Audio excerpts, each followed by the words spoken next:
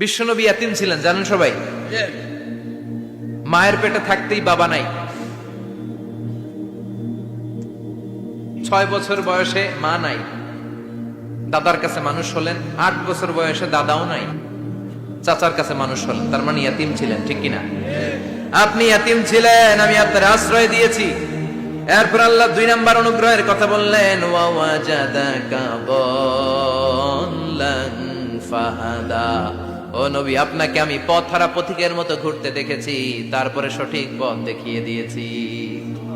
ওয়াজাদাকা দাল্লান, আমি আপনারে গোমরা অবস্থায় পেয়েছি, এরকম বলা যাবে? বিশ্বনবী কি 40 বছর বয়সের আগে গোমরা ছিলেন? না, he was searching the right path and Allah guided him to the truth way, to the correct way. উনি পথ খুঁজছিলেন। আমি যাব দেবিদ্দার, কি রে পথ এইটা না ওইটা? আল্লাহকে ওইটা না এটা দিয়ে যাও, ওইটা দিয়ে যাও না এটা দিয়ে যাও। সুবহানাল্লাহ পড়েন। পথ খুঁজছিলেন, এইটা যাব না ওইটাই, কোনটা আমার পথ, এইটা না ওইটা? ফাহাদা, আল্লাহ বললেন এইটা না ওইটাই চলো। সুবহানাল্লাহ পড়েন। আমাদেরকে পথ দেখায় কে? আমি যদি কোনদিন পথ ভুলে যাই, হাতছানি দিয়ে কাছে নিও, মমতার বন্ধনে আমায় বেঁধে সব ভুল ক্ষমা করে দিও। পড়েন আমিন। আমরা পথ হারালে পথ দেখায় কে? আবার তাফসিরে এসেছে, আপনি হারিয়ে গিয়েছিলেন, আমি আপনাকে ফিরিয়ে দিয়েছি। পাহাড়ি কোন একটা রাস্তায় বিশ্বনবী ছোটবেলা হারিয়ে গিয়েছিলেন, আল্লাহ তাআলা বিশ্বনবীকে আবার চাচার কোলে ফিরিয়ে দিলেন। এই বর্ণনাটা দুর্বল। সঠিক মত হচ্ছে বিশ্বনবী পথ খুঁজছিলেন, সঠিক পথ।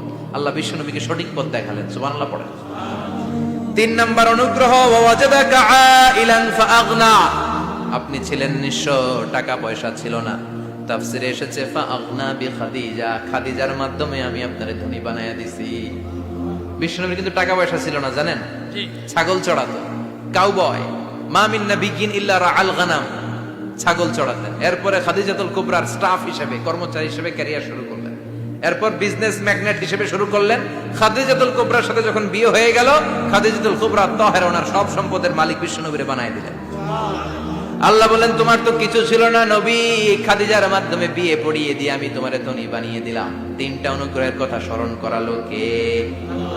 3টা অনুগ্রহের কথা স্মরণ করিয়ে দিয়ে এবার বিশ্বনবীর 3টা ওয়ার্ক প্ল্যান দিবেন। কয়টা ওয়ার্ক প্ল্যান? কয়টা কর্মসূচি? 3টা। শুনবেন। নাম্বার 1, আল্লাহ বললেন, ফাআম্মাল ইয়াতীমা ফালা তাকহার। ও নবী, প্রথম কর্মসূচি, খবরদার এতিমের সাথে কখনো খারাপ আচরণ করবেন না। কারণ আপনি নিজেই এতিম ছিলেন। নিজে কি ছিলেন? কথা কন। এতিমে এলাকায় আসেনি? এতিমরা সমাজের সবচেয়ে সুবিধা বঞ্চিত মানুষ। এতিমের সাথে খারাপ আচরণ করবেন না। বিশ্বনবী বলতেন, এদিকে তাকান, আঙ্গুলের দিকে তাকাইছেন, আনা ওয়া কাফিলুল ইয়াতীমি হাকাদা ফিল জান্নাহ, আমি এবং এতিমের রক্ষণাবেক্ষণকারী, লালন পালনকারী একসাথে এইভাবে জান্নাতে থাকবে। এতিমের পালনকারী আমার প্রতিবেশী হবে, আর লালন পালন করবে তো দূরের কথা, এতিমের মাল খাইয়া শেষ। আছে না নাই? ইন্নাল্লাযীনা ইয়াকুলুনা আমওয়ালাল ইয়াতামা যুলমান ইন্নামা ইয়াকুলুনা ফি বুতুনিহিম নারা ওয়া সায়াসলাউনা সাঈরা। তুই এতিমের মাল খাস, তুই এতিমের সম্পদ খাস নাই, তুই জাহান্নামের আগুন পেটে ঢুকিয়েছিস। এতিমের সম্পদকে সে রক্ষণাবেক্ষণ করে দিয়ে এতিমের একটা ব্যবস্থা করে দিবে, ওইটা না, এতিমের সম্পদ মাইরা খায়া ফেলায়। তুমি এতিমের সম্পদ খাও নাই, তুমি জাহান্নামের আগুন পেটে ঢুকিয়েছ। এতিমকে ভালোবাসবেন। এতিমরে ভালোবাসা মানে নবীরে ভালোবাসা, কারণ আমার নবী এতিম ছিল, ঠিক কি না? এতিমের মাথায় হাত বুলিয়ে দিবেন। আল মাসহু, খেয়াল করেন, আল মাসহু আলা রাসিল ইয়াতীম ইউজিলু কাসওয়াতাল কলব। এতিমের মাথায় হাত বুলিয়ে দিলে হৃদয়ের কাঠিন্যতা দূর করে দেয় কে? আল্লাহ। এক সাহাবী এসে বললেন, ইয়া রাসূলুল্লাহ, জাআ রাজুলুন ইলা রাসূলিল্লাহ ওয়া ইয়াশতাকি কাসওয়াতাল কলব। এক লোক এসে বলে, নবী, আমার হৃদয়টা বড্ড শক্ত, হৃদয় নরম হয় না, এমন কিছু আমারে শিখিয়ে দেন যাতে হৃদয়টা নরম হয়ে যায়। বিশ্বনবী বললেন, তোমারে 3টা কাজ করতে বলবো। 1, ইরহামিল ইয়াতীম, এতিমের প্রতি রহমদিল হও। 2, আমসাহ আলা রাসি, এতিমের মাথায় হাত বুলিয়ে দাও। 3, আতইম তাআমাকা মাআহু, তোমার খাবার তার সাথে শেয়ার করো। ইয়ালিনু কলবুক, তোমার হৃদয়টা নরম হয়ে যাবে। অনেকে আছে দোয়া করলে চোখ দিয়ে পানি বের হয় না, আছে না নাই? কঠিন কঠিন হৃদয়, হৃদয় নরম হয় না। এতিমের মাথায় হাত বুলিয়ে দিবেন, আপনার হৃদয়টারে নরম করে দিবে কে?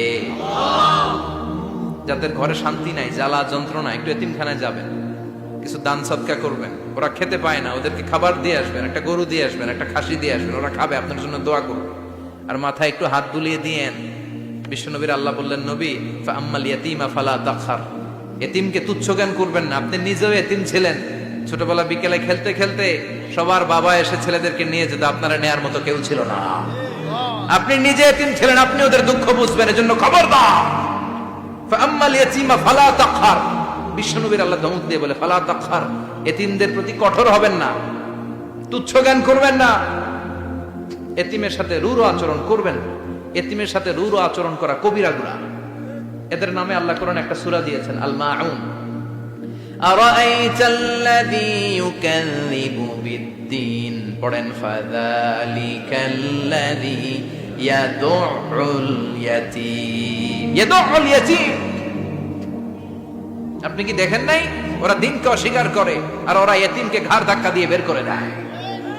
এতিমের সাথে যারা খারাপ আচরণ করে এরা কখনো ভালো মানুষ হতে পারে না। এজন্য এতিমের সম্পদ অন্যায়ভাবে আত্মসাৎ করা যাবে। এতিমের মাথায় হাত বুলিয়ে দিলে হৃদয়টারে নরম করে দেয় কে? বিশ্বনবী এতিম ছিলেন, তাই এতিমের দরদ বিশ্বনবী ভালো বুঝেন। এজন্য বিশ্বনবীর প্রথম ওয়ার্ক প্ল্যান কর্মসূচি দিলেন, ফাআম্মাল ইয়াতীমা ফালা তাকহার। খবরদার, নবী এতিমের সাথে কখনো খারাপ আচরণ করবেন। 2 নম্বর কর্মসূচি, ওয়া আম্মাস সাইলা ফালা তানহার। ও নবী, যারা সাইল, যারা ফরিয়াদি, যারা ভিক্ষুক, কখনো তাদেরকে ধমক দিবেন না। ভিক্ষুককে ধমক দিয়েন না, ফিরিয়ে দিয়েন না। আমরা ভিক্ষুককে ধমক দেই, ফিরিয়ে দেই। গাড়ির মালিক গাড়িতে বসে আছে, রাস্তায় জ্যাম, কিছু ভিক্ষুক এসে স্যার 2টা টাকা দেয়, ধমক দেয়, আছে না নাই? ও ভাঙ্গা থালা হাতে নিয়ে দাঁড়িয়ে আপনার কাছে টাকা যায়। আপনি বড় সাহেব, ওরেও বড় সাহেব বানাইতে পারতো কে? ওই ভাঙ্গা থালাটা আপনারে হাতে দিয়ে রাস্তায় নামাইতে পারতো কে? এই কাজটা করতে আল্লাহর কয় সেকেন্ড লাগে? এজন্য ফাআম্মা সাইলা ফালা তানহার, খবরদার, ফরিয়াদি ভিক্ষুককে তাড়িয়ে দিয়েন না। যতটুকু পারেন দেন। বিশ্বনবী কখনো কোনো ফরিয়াদিকে তাড়িয়ে দিতেন না। সুবহানাল্লাহ পড়েন। যেই বিশ্বনবীর কাছে এসে কিছু চাইতো, বিশ্বনবী দিতেন। বিশ্বনবী কখনো কাউকে ফিরিয়ে দিতেন না। বিশ্বনবীর কাছে চাওয়া মাত্র বিশ্বনবী দিতেন, না বলতে জানতেন না। সুবহানাল্লাহ পড়েন। না, এটা কেমন করে বলে বিশ্বনবী জানতেন না। একবার এক সাইল এসে বললে, ইয়া রাসূলুল্লাহ আ'তিনি কামিসান, আমাকে একটা জামা দেন। বিশ্বনবীর গায়ে তখন একটাই জামা। কয়টা? বিশ্বনবী কি আর করবেন, না তো করতে জানেন না, নিজের জামাটাই খুলে দিয়ে দিলেন। এখন বিশ্বনবীর গায়ে কয়টা জামা? কয়েকটা। কয়টা? কোনো জামা নেই। ছিল কয়টা? ওইটাই তো দিয়ে দিস।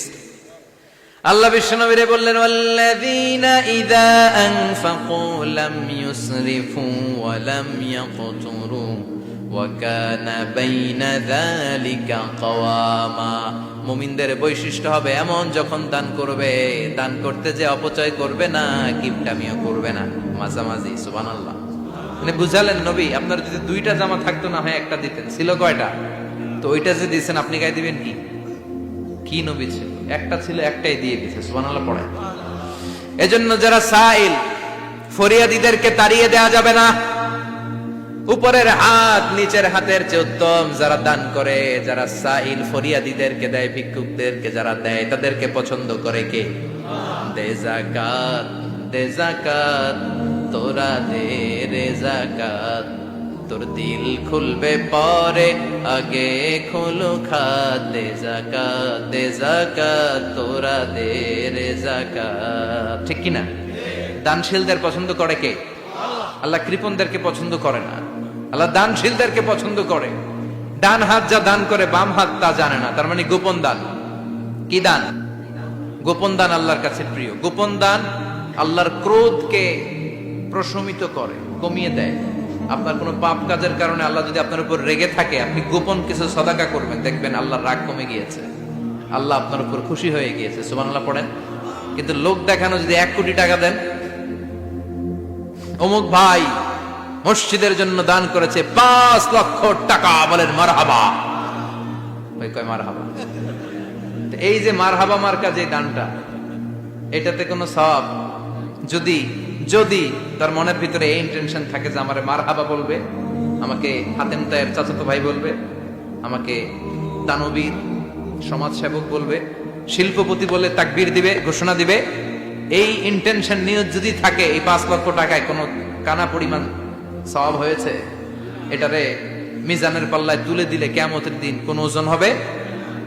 কিন্তু আল্লাহরে খুশি করার জন্য 1 টাকা দিয়েছেন দান বক্সে। জুমার দিন বক্স যায় না, দান বক্স, 1 টাকার কয়েন টুপ করে ফেলে দিলেন, একজনকে দেখানোর জন্য দিলেন। তিনি কে? ওইটাকে উহুদ পাহাড়ের সমান ভারী করে আপনার আমল নামে আল্লাহ তুলে দিবে। কামা ইউরাব্বি ফুলুয়াহু, হাদিসে এসেছে, ওটের মালিক যখন দেখে তার ওটের বাচ্চা হয়েছে, তখন ওটের মালিক বড্ড খুশি হয়ে যায়। এই বাচ্চাটারে খাইয়ে দাইয়ে পেলে পুষে বড় করে। আমাদের দেশে যারা গরু পালে, গরু গাভী পালে না, কথা বলেন, পালে, তো বাচ্চা হলে এটারে বড় করে কুরবানির হাটে বিক্রি করবে, আছে না নাই? এটা আস্তে আস্তে বড় করতে থাকে, বড় করে করে বিশাল নাদুস নুদুস করে। আল্লাহ বলে, যেই দানটা তুই আমার জন্য করেছিলি, ওটা যদিও সামান্য হয়, আমি বাছুরের মতো খাইয়ে দাইয়ে পেলে পুষে বিশাল বড় করে উহুদ পাহাড়ের সমান করে তোর আমল নামার ভিতর কিয়ামতের দিন ঢুকায় দেব। এজন্য আম্মা সাইলা ফালা তানহার, খবরদার ভিক্ষুককে ধমক দিবেন না। 3 নাম্বার কর্মসূচি, ওয়া আম্মা বিনিআমাতি রাব্বিকা ফাহাদ্দিস, আপনার রবের পক্ষ থেকে যেই নিয়ামতগুলো পেয়েছেন এগুলোর বর্ণনা শুরু করে দেন।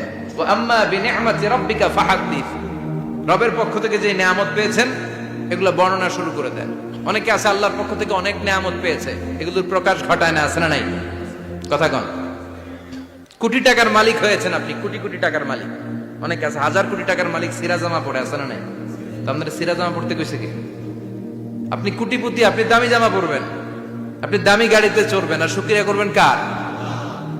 আপনাকে আল্লাহ ছেলে মেয়ে দিয়েছে, অনেক বলেন যে আল্লাহ আমার অনেকগুলো ছেলে দিয়েছে, আলহামদুলিল্লাহ সবগুলা নামাজ। আল্লাহ আমার অনেক সম্পদ দিয়েছে, আলহামদুলিল্লাহ আমি যাকাত দেওয়ার চেষ্টা করি। সব বলবেন শুকরান লা ফাখরান, শুকরিয়া করে বলবেন, কোনো ফাখার করে নয়। তার মানে আল্লাহর দেয়া নিয়ামতের শুকরিয়া আদায়ের মধ্যে, ওইটা প্রকাশ করার মধ্যে কোনো দোষ নাই। চিৎকার করে বলেন ঠিক কিনা?